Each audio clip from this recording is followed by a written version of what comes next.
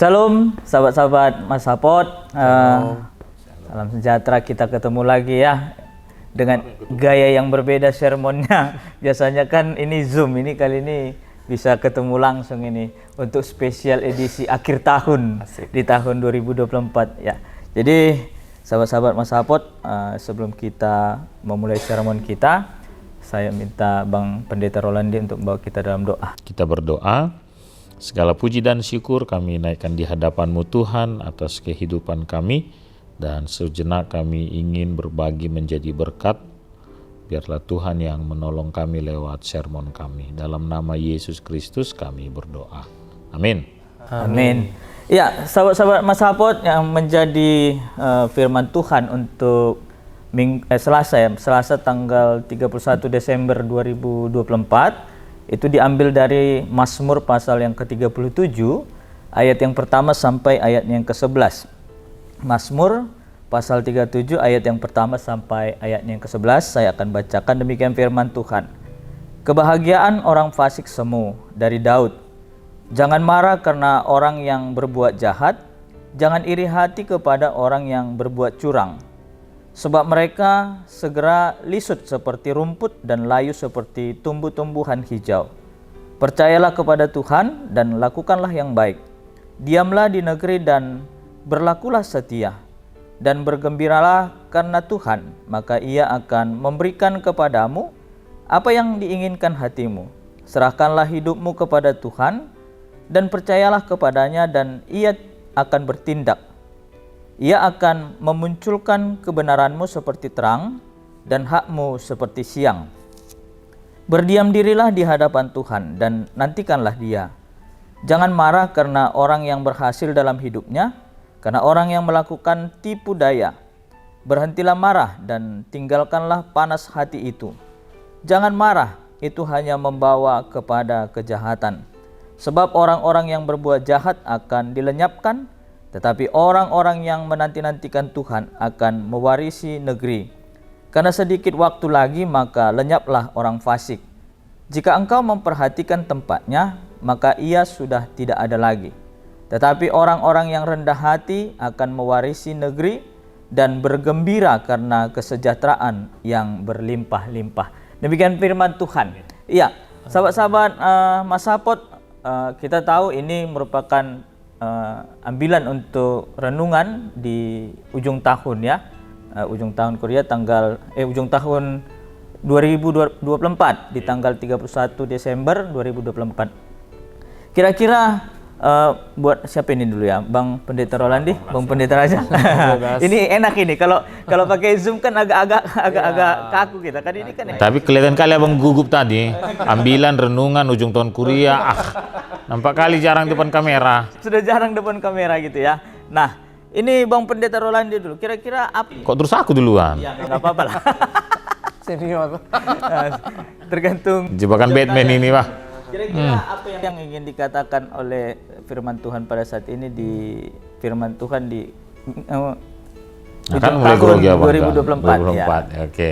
Mohon maaf ya sobat-sobat Mas Sapot karena jarang kami depan kamera. Iya. Jadi gugupnya luar biasa. Biasanya ya. depan laptop ya. Biasanya depan laptop, tidak ada orang ya. Iya, yang pertama dalam Mazmur 37 ini ya dengan tegas disebutkan pada ayat yang pertama dari Daud. Itu yang harus kita garis bawahi. Jadi ini Mazmur Daud ya. Mazmur Daud. Jadi ini menjadi sebuah refleksi kehidupan yang dilatar belakangi lewat perjalanan hidup seorang Daud. Jadi semua orang pasti punya latar belakang yang berbeda-beda, sehingga dia juga akan merefleksikan kehidupannya bersama dengan Tuhannya secara berbeda-beda. Jadi itu yang pertama tentang Mazmur 37 ayat 1 sampai dengan ayat yang ke-11. Yang kedua, dalam konteks sosial, maka pada zaman Daud ini boleh juga kita melihat banyak orang jahat menjadi orang yang berhasil. Ya, jadi jangan menganggap orang jahat tidak bisa berhasil. Bahkan dalam zaman kerajaan Saul ya, dan dalam kerajaan dipimpin oleh Raja Daud, banyak orang-orang lain yang juga dalam bangsa-bangsa lain, suku-suku bangsa lain menjadi orang-orang yang hebat ya, sehingga itu juga menjadi sebuah cerita kehidupan yang Daud sampaikan dalam konteks sosialnya ya. Jadi ada juga orang yang jahat berhasil, ada juga orang yang baik dan menderita. Jadi sepertinya sebuah pembanding yang mau disampaikan oleh pemazmur ataupun Daud dalam konteks sosialnya. Itu mungkin sementara Bang sebagai latar belakang. Oke Bang, ada yang mau ditambahi Bang Pendeta Raja? Ya, terima kasih. Jadi kalau dari penggolongan dari teks kita ini, Mazmur 37 ini termasuk dalam Mazmur yang disebut Mazmur Hikmat. Nah, Mazmur Hikmat itu berisi pengajaran-pengajaran yang berguna bagi para pendengar, pembaca, maupun juga orang-orang yang menerima firman Tuhan itu. Dan ketika dikatakan Mazmur Hikmat atau pengajaran, maka Mazmur 37 ini memberikan kata-kata atau kalimat yang bersifat instruksional. Atau kata-kata perintah gitu ya, instruksi-instruksi yang jelas di situ. Nah, jadi di sana jelas sekali kata-katanya itu kalau kita perhatikan dari tiap-tiap ayat itu ada kata-kata instruksinya. Nah, jadi itu membuat para pembaca atau pendengar itu lebih tertuntun, lebih terarah apa yang dimaksudkan oleh pemazmur di sini. Gitu Bang, kira-kira Bang. Iya, ini menarik ya Bang ya. Jadi kalau kita lihat seperti dikatakan Bang Pendeta Rolandi tadi, Daud ingin membuka cara pandang orang-orang pada saat itu bahwa belum tentu orang yang berbuat jahat itu mendapatkan sesuatu yang jahat dalam hidupnya, dalam perjalanan hidupnya kan gitu kan. Tapi ada juga orang yang berbuat jahat itu malah mendapatkan, menurut orang lain itu malah sesuatu yang mereka harapkan, contohnya. Kan itu kan yang kita boleh lihat. Makanya kira-kira apa yang mau dikatakan Daud di sini ketika dia mengatakan jangan marah, jangan iri hati kepada orang yang berbuat curang, jangan marah kepada orang yang berbuat jahat. Nah, jadi apa yang membuat, ada nggak latar belakang yang menjadi dasar Daud mengatakan itu supaya orang-orang yang tetap setia kepada Tuhan pada saat itu tetap berdiri kepada iman percaya mereka? Kira-kira apa ya? Ya, siapa nih? Ayo. Oke ya. Jadi memang menarik yang dikatakan Bang Pendeta Hendrik Bartus tadi ya. Kenapa pemazmur ini mengatakan jangan marah kepada orang yang jahat, jangan iri kepada orang yang curang? Karena memang di dalam kehidupan sehari-hari ya kita bisa temukan yang tadi kita Bang Rolandi ya. Kenapa orang yang saleh itu ada masalah yang dihadapi. Bahkan orang yang saleh itu kadang-kadang mengalami persoalan yang berat, lebih berat daripada yang orang yang tadi katakan jahat, fasik seperti itu. Nah, jadi ada pertanyaan kadang-kadang di manakah Tuhan saat saya bergumul? Ya, di manakah Tuhan saat saya punya masalah? Padahal ini kan kalau kita renungkan di akhir tahun ini ya. Iya, saya selama setahun ini kayaknya rajin lah ini ibadah. Wah, mungkin kita merenungkan tahun ini saya makin rajin ibadahnya, makin rajin doanya. Tapi kenapa harapan-harapan saya semakin hilang atau kenapa saya sepertinya lebih banyak problemnya daripada tahun lalu saya jarang ibadah contohnya gitu ya. Berarti mungkin seperti ini ya Bang ya. Saya tahun 2024 ini aktif gitu kan dalam segala kegiatan. Tapi kenapa ya usaha kok semakin hancur, semakin merosot gitu ya? Iya. Gitu. Nah, sementara kok teman saya itu kayaknya lebih jarang gereja, jarang berdoa gitu kan. Kenapa dia lebih makmur, kenapa lebih sukses, kenapa lebih berhasil. Jadi situ dia pertanyakan keadilan Tuhan itu di mana gitu. Gimana Bang? Iya, memang berarti dari dulu udah kayak gitu manusia Bang ya. Suka cemburu, suka iri. Cemburu, iri hati. SMS. Senang melihat orang susah. Susah melihat orang senang. Gitu. Kalau Bang Hendrik Barus nggak begitu pasti. Tapi memang akhirnya cara-cara pandang kita kan seperti yang disebutkan pada ayat 1 dan ayat 2 ini kan terjebak dengan kepuasan mata. Melihat orang sukses itu kan kepuasan mata, hebat. Melihat orang kaya, kepuasan mata, oh dia punya semuanya gitu. Padahal pemazmur katakan pada ayat 2 mereka itu akan lisut seperti rumput. Ya, sehingga kekayaankah, jabatankah, kesuksesankah ternyata itu bersifat sementara, bukan bersifat kekal. Sehingga pemazmur mau katakan kenapa sih harus cemburu, iri hati dengan sesuatu yang bersifat sementara tadi, ya kan? Toh misalnya kayak saya hari ini ganteng karena masih muda. Nanti kalau makin tua kan sudah keriput juga. Jadi nggak ada juga gunanya kepada pendeta Adrian misalnya nonton nanti kan, cemburu lihat saya ganteng, nggak usah juga. Karena habis juga nanti masanya akan keriput, ya kan? Orang pasang tato misalnya gambar Tuhan Yesus, ya kan? Sewaktu muda kelihatan gambar Tuhan Yesus. Iya, setelah Tua, tua jadi tato kayak naga. pohon beringin akarnya semua, ya kan? Jadi, Karena kulitnya makin keriput iya, gitu ya. keriput. Jadi nggak ada juga gunanya melihat sesuatu yang sementara tadi harus cemburu, nggak usah.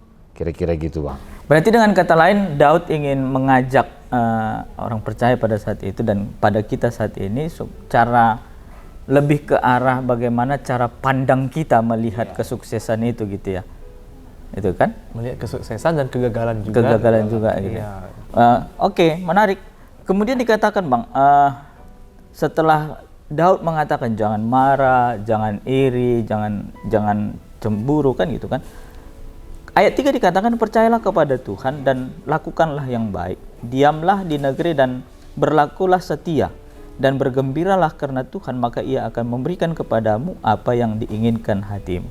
Nah, kenapa Daud mengatakan setelah dia mengatakan jangan marah, setelah dia mengatakan jangan cemburu, jangan iri hati, dia mengatakan kembali kepada supaya tetap percaya kepada Tuhan. Apa kira-kira yang mau disampaikan Daud di sini? Iya, jadi dengan melihat tadi itu fakta, ya kalau kita pakai istilah Bang Rolandi tadi SMS, ya susah melihat orang senang, senang melihat orang susah. Jadi di sini Daud mengajarkan daripada kita iri hati atau daripada kita menghabiskan waktu untuk cemburu, melihat orang lain sukses, lebih bagus kita percayakan di hidup kita kepada Tuhan. Nah, maka dikatakan percayalah kepada Tuhan dan tetap lakukan yang baik. Nah, tetap kita berlaku setia. Nah, di sini kata percaya yang dipakai di sini berarti bukan hanya kita merasa yakin. Oh, beda ya. Saya percaya sama Tuhan, saya yakin kepada Tuhan. Tapi tidak sebatas itu. Ketika kita mengatakan percaya kepada Tuhan, maka kita juga mau merelakan atau menyerahkan hidup kita kepada Tuhan. Kita mau menyerahkan masa depan kita kepada Tuhan. Nah, jadi kalau kita ambil refleksi di akhir tahun tadi, ya kita kan sudah menjalani tahun 2024 dengan berbagai suka dukanya. Kita sudah jalani setahun ini dengan berbagai mungkin problem yang dihadapi. Tapi kita tidak tahu apa yang terjadi di tahun depan 2025. Nah, tapi dikatakan di sini percayalah kepada Tuhan. Nah, hai anak-anakku kata Tuhan itu ya. Kalau kita anak Tuhan, kita percaya sama Tuhan dan lakukanlah yang baik. Tahun depan itu Tuhan juga tetap menjadi Tuhanmu. Jadi itu suatu hal yang menunjukkan kita tidak hanya merasa yakin, tapi kita mau menyerahkan hidup kita kepada Tuhan, menyerahkan masa depan kita kepada Tuhan. Yang mungkin kita tidak tahu apa yang terjadi di masa depan, tapi kita tahu ada Tuhan yang selalu menuntun kita. Maka diminta tadi percayalah kepada Tuhan. Oh, iya. Ini menarik nih Bang De, di ayat yang keempat ya. Tadi kan ada seperti seolah-olah kita katakan ya, orang baik belum tentu mendapatkan seperti apa yang dia harapkan kan gitu kan, dan orang jahat belum tentu mendapatkan sesuai dengan apa yang dia lakukan, dan jangan marah dan jangan iri hati. Nah, di ayat yang keempat Daud juga mengatakan dan bergembiralah karena Tuhan, maka Ia akan memberikan kepadamu apa yang diinginkan hatimu. Jadi tentu kan orang pasti menginginkan yang baik ini kan. Iya, gitu. pasti. Padahal aku percaya kok sama Tuhan gitu loh. Aku sebelum membuka usahaku, aku berdoa kok sama Tuhan, aku serahkan sama Tuhan. Tentu aku menginginkan supaya apa yang kuusahakan ini sukses loh gitu kan. Ya, pasti. Karena itu yang kuinginkan. Dan firman Tuhan mengatakan apa yang diinginkan Tuhan akan berikan. Ya. Tapi kenapa loh? Ini aku ke depan aku nggak berani menatap tahun 2025 karena sekarang aku dalam kondisi ekonomiku yang hancur, usahaku yang lagi down kan gitu. Di mana Tuhan kan gitu kan? Gimana kira-kira ini Bang? Iya, jadi tadi yang disebutkan oleh Bang Raja tadi dan yang disebutkan oleh Bang Pendeta Hendrik Barus tentang berbuat baik, ya kan? Terus dia akan baik, setelah dia baik, pengen lebih baik, ya kan? Memang siklusnya kalau dalam logik pemikiran kita harusnya seperti itu. Kan dulu juga kita kan rajin belajar supaya pintar katanya kan. Kalau nggak rajin belajar ya jadi bodoh, ya kan? Ya memang betul juga. Aku buktinya nggak rajin belajar jadi bodoh, kira-kira gitu. Tapi yang rajin belajar jadi pintar kan? Karena memang begitu dia. Nah, maka berbuat baik itu juga memang orang berbuat baik supaya mendapatkan hal yang lebih baik. Tapi kalaupun akhirnya kita mendapatkan bukan penderitaan boleh disebut, persoalan boleh disebut, pergumulan boleh disebut, bukan berarti akhirnya kita berhenti berbuat baik. Iya kan? Sama kayak misalnya kita kalau belajar, nanti kan ditanya Bang Raja, Raja, gimana ujiannya tadi? Ya yang kupelajari nggak keluar mak, jadinya nggak bagus nilainya katanya. Kan bisa juga begitu. Tapi kan bukan berarti akhirnya kita berhenti belajar. Harus tetap belajar, berarti kita pelajari kurang banyak. Kan kira-kira begitu. Jadi berbuat baik itu juga harus terus berbuat baik walaupun kita tetap menghadapi permasalahan, kita tetap bergumul, ya kan? Tapi tetaplah berbuat baik, itu dia yang pertama. Yang kedua, ayat 3 ini untuk menggarisbawahi tadi yang disebutkan oleh teman-teman tadi. Percayalah kepada Tuhan dan lakukanlah yang baik. Jadi bukti percaya itu harus dengan perbuatan konkret. Jangan omong doang, ya. Harus ada actionnya. Aku bilang percaya sama Tuhan, tapi aku berbuat jahat. Nah, warna yang baik tadi bisa berubah jadi jahat kalau akhirnya kita terpengaruh. Orang jahat tadi kok jadi sukses. Orang jahat tadi kok jadi hebat. Orang jahat tadi kok jadi kaya. Jahat sajalah kan itu, jadi repot itu. Nah, itu yang nggak boleh. Tetaplah jadi orang baik. Jadi mengakhiri tahun 2024 ini dalam sedemikian banyaknya juga pergumulan, tetaplah mengawali 2025 pun nanti menjadi orang yang baik. Oke, berarti ada juga ini dari latar belakang Daud ya Bang ya? Iya. Ketika dia mengalami pergumulan, walaupun dia setia dan mau tetap mendengarkan Tuhan, ketika dia dikejar-kejar oleh Saul, kan itu kan persoalan itu kan. Sebenarnya bisa saja Daud mengatakan, Tuhan, aku kan sudah mendengarkan kau, aku mengikuti kau, kenapa aku harus merasakan ketakutan ini kan gitu. Tapi akhirnya endingnya dia boleh merasakan juga bagaimana karya Tuhan dan itu juga yang boleh dia saksikan mungkin ya. Nah, saya sedikit teringat dengan Mother Teresa. Dia menuliskan seperti ini. Ketika kau melakukan perbuatan baik, belum tentu orang merespon perbuatanmu itu dengan baik. Tetapi dia katakan sekali lagi, teruslah berbuat baik. Mungkin gitu ya Bang ya. Iya. Jadi itu salah satu yang boleh kita lihat. Oke, itu kita sudah boleh semakin melihat bagaimana pesan akhir tahun melalui Mazmur 37 ini. Kira-kira Bang, apa yang boleh menjadi sebuah pegangan kita untuk akan meninggalkan tahun 2024 ini, akan memasuki tahun 2025 ya? Apa kira-kira pesan firman Tuhan yang boleh kita pegang di dalam meninggalkan tahun ini dan memasuki tahun yang akan datang? Bang Raja. Ya, aku dulu ya.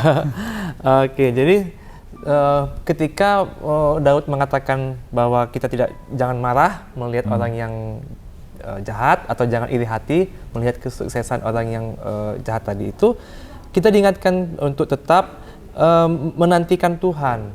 Ya, kalau di ayat 7 dikatakan berdiam dirilah di hadapan Tuhan dan nantikanlah Dia, jangan marah karena orang yang berhasil dalam hidupnya, karena orang yang melakukan tipu daya. Berhentilah marah dan tinggalkanlah panas hati itu, jangan marah. Itu hanya membawa kepada kejahatan. Jadi di sini diminta kepada kita untuk ada pengendalian diri juga. Diminta untuk bisa mengendalikan euforia menyambut tahun baru atau mungkin masih ada emosi-emosi yang ketinggalan. Nah, itu ternyata kita perlu untuk membuka lembaran baru lah di tahun baru itu. Kita tetap menantikan Tuhan dan justru fokus untuk melakukan hal yang baik tadi itu. Jangan ditinggalkan yang baik, tapi tetap kita teruskan yang baik. Dan kita fokus juga ada pegangan di ayat yang ke-11 ya. Dari ayat 10 boleh dibacakan di sana. Karena sedikit waktu lagi, maka lenyaplah orang fasik. Jika engkau memperhatikan tempatnya, maka ia sudah tidak ada lagi. Tetapi orang-orang yang rendah hati, nah ini kan orang-orang yang baik tadi, rendah hati, akan mewarisi negeri dan bergembira karena kesejahteraan yang berlimpah-limpah. Nah, jadi itu ada jaminan dari Tuhan, pegangan juga bagi orang percaya, bagi kita semuanya, bahwa Tuhan sudah menyediakan sebetulnya berkat-berkat itu kepada kita. Ya, teman ditanyakan tadi, apakah kita tetap setia? Ya, apakah kita tetap setia melakukan hal yang baik di tengah-tengah mungkin lingkungan tadi yang tidak baik? Bang Rolandi, gimana Bang? Iya, pegangan Bang ya. Iya, kelihatan Bang Hendrik baru sini sering naik KRL dia. Iya, kalau padat penumpangnya kan nggak bisa duduk, harus ada pegangannya.